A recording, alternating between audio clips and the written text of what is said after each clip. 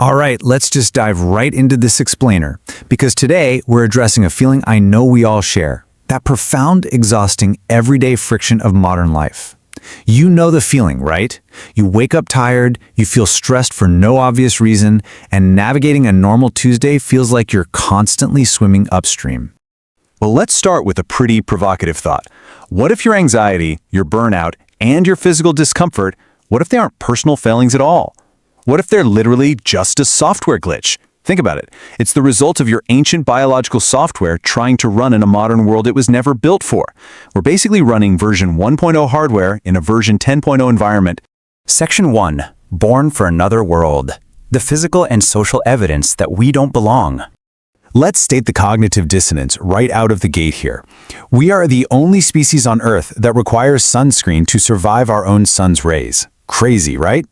Plus, 80% of us suffer massive back pain just from walking upright. We endure the most dangerous childbirth of any mammal, we walk around terrified of our own mortality, and we're actively destroying the very ecosystem that keeps us alive. Honestly, it's so bizarre that some scientists have literally asked if we're an invasive species, like effectively alien to this planet. And that physical mismatch? Oh, it extends right into your social life too. Your brain evolved to survive in an intimate, tight-knit tribe of exactly 150 people. Fast forward to today, and you are thrust into a hyper-connected world of 8 billion. So your ancient brain is constantly screaming that every single pair of eyes out there is a potential threat. This brings us to a brilliant psychological concept called the spotlight effect. To test this, researchers at Cornell literally forced students to wear a super embarrassing Barry Manilow t-shirt into a crowded room. The students assumed half the room was absolutely staring at their fashion disaster, but the reality? Fewer than 25% of people even noticed. That is your ancient tribal software making you feel intensely judged by an audience that, scientifically speaking, is barely even looking at you. Section 2. Your ancient operating system. How your body was actually programmed to live. So, the real reason modern life hurts is right here. You inherited a body that was built for a 15-hour work week. You were built for continuous social egalitarianism, where gossiping was literally the legal system used to keep everyone equal. And you were built for a biphasic sleep schedule, which actually included a deeply meditative midnight wakefulness. But instead, what do?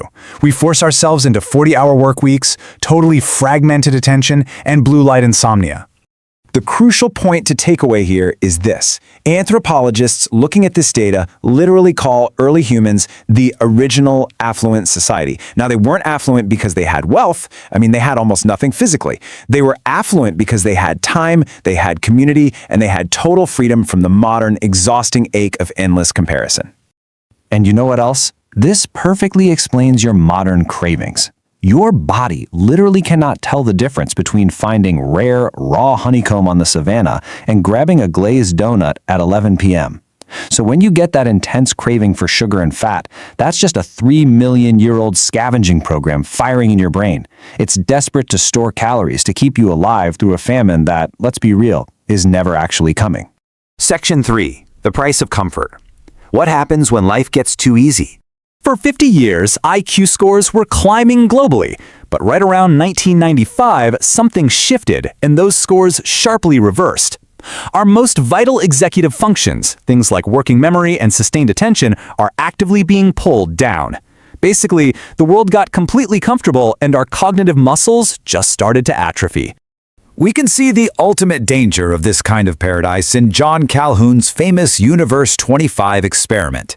Back in 1968, he built a perfect mouse utopia. Unlimited food, water, safety. But the result wasn't a thriving population, it was complete societal collapse and extinction within 5 years. Perfect comfort wasn't what killed the mice, it was the total disappearance of meaningful roles and friction. Without a purpose, they simply opted out of living. And just like those mice losing their purpose, our attention spans have absolutely plummeted. Get this, in 2004, the average focus time on a screen was 2.5 minutes. Today, it is down to just 47 seconds. 47 seconds! This proves that our modern convenience and those endless digital interruptions are actively fragmenting our cognition.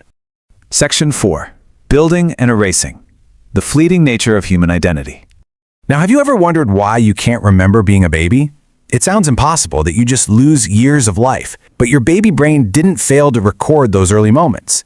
Instead, your hippocampus was rapidly producing new neurons to build your brain. That exploding neurogenesis physically overwrote and destroyed those early memory circuits long before your conscious self finally emerged around 18 months. As the researchers put it, this biological process required literally destroying the person who came before. Just think about that. Your brain had to dismantle the infant version of you, rewiring itself neuron by neuron, tearing down old walls to build new rooms, all just so your current consciousness could emerge. Section 5. The illusion of control. Our technological hubris versus the deep ocean. Humanity's illusion of control is perfectly encapsulated by these genuinely insane historical proposals to raise the Titanic. Just listen to some of these ideas. Filling the wreck with millions of ping pong balls? Injecting it with petroleum jelly? Or getting a bunch of compressed air and blowing it to the surface? I mean, it's wild. But the crucial point here is the sheer, undeniable physics of the deep ocean. The crushing reality is that at 12,500 feet down, there are 6,000 pounds of pressure per square inch. The Titanic is a 52,000-ton, severely weakened shipwreck. If we ever actually tried to pull it up, the entire thing would just disintegrate into dust. So instead of humans reclaiming it, nature is quietly erasing the ship. There's this newly discovered bacteria called Halomonas titanica, and it's actively consuming the ship's steel. Nature is quietly taking back our greatest technological hubris, along with the graves of the 1,500 people lost, using microscopic bacteria that is literally eating our history day by day. Section 6, the final 60 seconds, the ultimate mystery of human consciousness. Let's walk through the exact chronological timeline of a biological shutdown. At 0 seconds, the heart stops. By 10 seconds, the cortex shuts down. At 30 seconds, your cells switch to anaerobic respiration. By 60 seconds, you're in this sort of biological limbo. But by walking through this exact shutdown process, we uncover a massive biological paradox hidden right at the 10-second mark. And here is that paradox, the gamma wave surge. Science now shows us that as the body goes dark, the dying brain experiences a massive spike in organized gamma wave activity. This surge unlocks a profound life review. So the moment of death might actually be the most intensely alive your brain has ever been. And it eliminates not your grand achievements or your resume, but the quiet, ordinary moments of connection you didn't even know your brain was recording. So we leave you with this final beautiful mystery. Did your brain just shut down? Or did it finally wake up? Is the end of our mismatched, glitchy existence just a simple biological shutdown? Or is it the ultimate realization of what truly matters? Thank you so much for joining me on this explainer. I really hope this gave you a completely new perspective on the ancient software running inside you. Keep questioning the world around you, and I'll see you next time.